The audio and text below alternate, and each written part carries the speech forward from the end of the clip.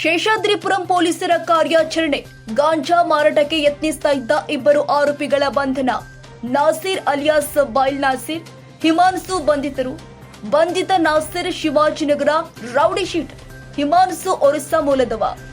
ರೈಲಿನ ಮೂಲಕ ಗಾಂಜಾ ತರಿಸ್ತಾ ಇದ್ದ ಆರೋಪಿಗಳು. ವಿದ್ಯಾರ್ಥಿಗಳು, ಪರಿಚಯಸ್ಥರಿಗೆ ಗಾಂಜಾ ಮಾರ್ತಾ ಇದ್ದ ಆರೋಪಿಗಳು. ಬಂಧಿತರಿಂದ 8 ಕೆಜಿ 900 ಗ್ರಾಂ ಗಾಂಜಾ ವಶಕ್ಕೆ. ಶೇಷಾದ್ರಿಪುರಂ ಪೊಲೀಸ್ ಠಾಣೆಯಲ್ಲಿ ಪ್ರಕರಣ ದಾಖಲು.